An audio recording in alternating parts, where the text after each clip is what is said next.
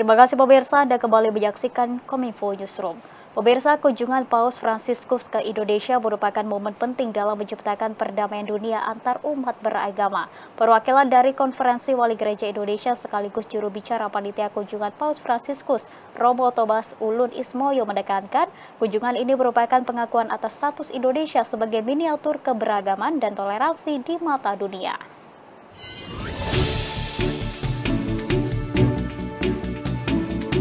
Kunjungan Paus Fransiskus ke Indonesia menjadi momen bersejarah yang penuh makna. Sebagai negara dengan populasi terbesar keempat di dunia dan rumah bagi berbagai agama serta etnis, momen ini tentunya akan mendapatkan perhatian dari seluruh dunia.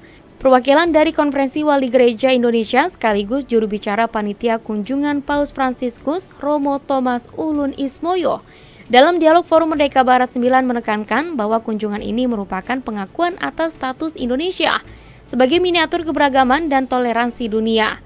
Selain itu, sebagai negara dengan mayoritas muslim terbesar di dunia, Paus Fransiskus menilai bahwa Indonesia mampu memberikan ruang bagi berkembangnya berbagai agama dan budaya.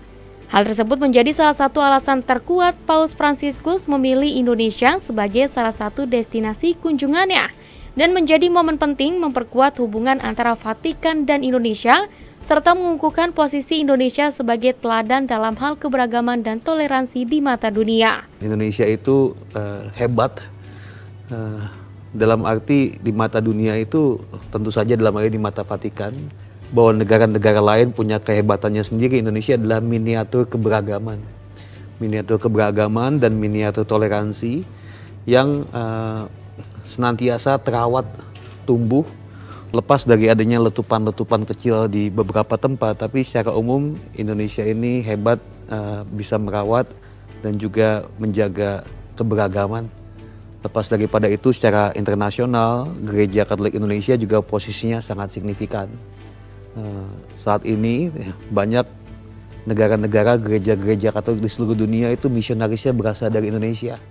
Pasturnya itu dari Indonesia. Kalau dulu kita mengimpor pastur dari negara-negara Eropa, sekarang gantian gitu ya.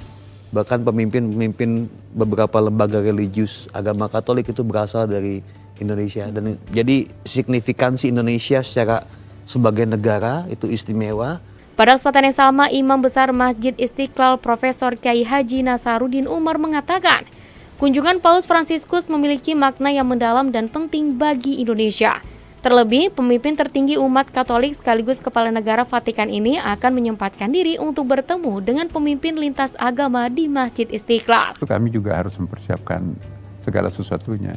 Istiqlal kita sudah punya standar ya. Hampir semua kepala negara dan tamu-tamu istimewa presiden itu juga berkunjung ke Istiqlal.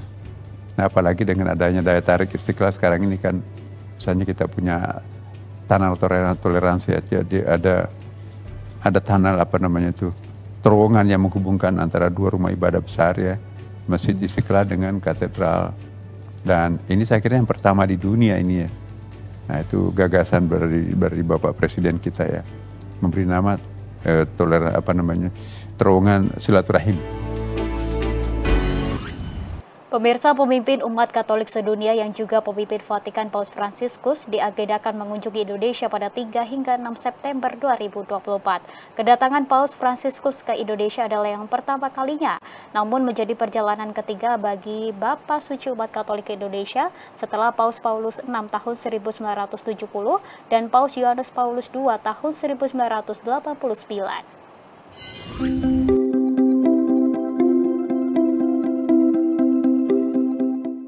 Pemimpin umat Katolik sedunia Paus Fransiskus dijadwalkan melakukan perjalanan kenegaraan ke kawasan Asia Pasifik terhitung pada tanggal 3 hingga 13 September 2024. Indonesia terpilih sebagai negara pertama dari 4 negara yang akan dikunjungi Paus di kawasan Asia Pasifik. Terpilihnya Indonesia sebagai negara pertama yang dikunjungi Paus Fransiskus pada kunjungan kenegaraan ke Asia Pasifik karena beragamnya agama di Indonesia. Perjalanan apostolik Paus ke Indonesia berlangsung pada 3 hingga 6 September 2024. Terdapat beberapa agenda dalam kunjungan kenegaraan Paus, yakni pertemuan bersama Presiden Joko Widodo, Misa Kudus umat Katolik se-Indonesia di Stadion Gelora Bung Karno, dan dialog lintas agama.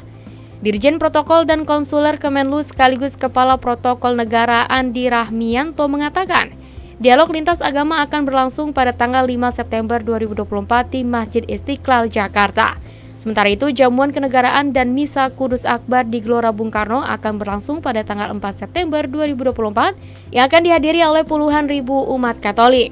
Ada beberapa kegiatan lain yang akan melibatkan Paus Fransiskus, ya, akan ada acara di Masjid Istiqlal, ya, dengan Imam Besar Masjid Istiqlal, akan juga ada acara di gedung katedral, ya, di sekitar kawasan ini juga. Kunjungan Paus Fransiskus ke Indonesia adalah yang pertama kalinya, namun menjadi perjalanan ketiga bagi Bapak Suci umat Katolik ke Indonesia setelah Paus Paulus VI tahun 1970 dan Paus Yohanes Paulus II tahun 1989.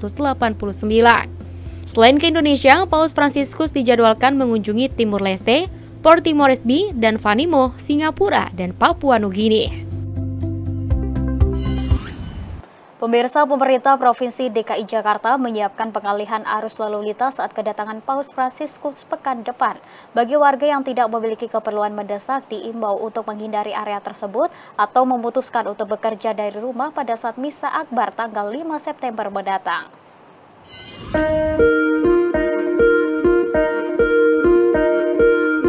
Pemimpin tertinggi umat Katolik dunia Paus Fransiskus akan berkunjung ke Indonesia. Pejabat Gubernur DKI Jakarta Heru Budi Hartono mengingatkan masyarakat untuk waspada terhadap potensi kepadatan lalu lintas pada tanggal 5 September 2024 saat berlangsungnya Misa Akbar yang dipimpin oleh Paus Fransiskus di Gelora Bung Karno, Senayan, Jakarta. Budi menambahkan pada hari yang sama Jakarta juga akan menjadi tuan rumah acara International Sustainability Forum di Jakarta Convention Center yang berpotensi menyebabkan pengalihan arus lalu lintas di beberapa titik kota. Heru Budi juga menekankan pentingnya masyarakat untuk mencermati rute-rute menuju GBK dan sekitarnya karena diperkirakan kepadatan lalu lintas akan melebihi kondisi normal. Dan bagi warga yang tidak memiliki keperluan mendesak untuk menghindari area tersebut atau memutuskan untuk bekerja dari rumah, Kadis Perhubungan DKI Jakarta Syafrin Liputo turut menambahkan pihaknya bersama dengan jajaran Polri telah menyiapkan beberapa jalan alternatif bagi masyarakat yang menuju wilayah GBK diimbau untuk menggunakan transportasi umum seperti Transjakarta.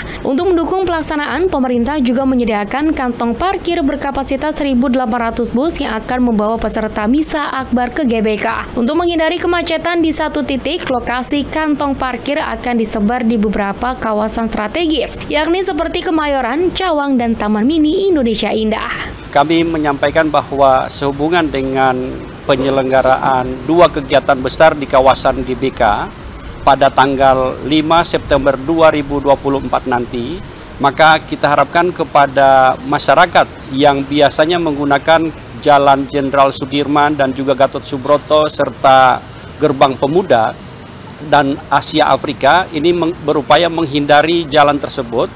Untuk itu kami sudah siapkan rute-rute alternatifnya. Contohnya yang dari arah selatan ke utara bisa menggunakan jalan Kebayoran Baru, kemudian masuk ke jalan arteri Pondok Indah, berputar di kawasan arteri Pondok Indah, kemudian menuju ke kawasan jalan Teguh Arif, selanjutnya masuk ke Tentara Pelajar, Pejompongan, dan seterusnya sampai Wahid Hasim maupun ke Mas Mansur untuk menuju ke arah selatan. Demikian pula sebaliknya bisa melintasi jalan tersebut. Pemirsa, kami akan segera kembali dengan informasi lainnya. Tetaplah di Kominfo Newsroom.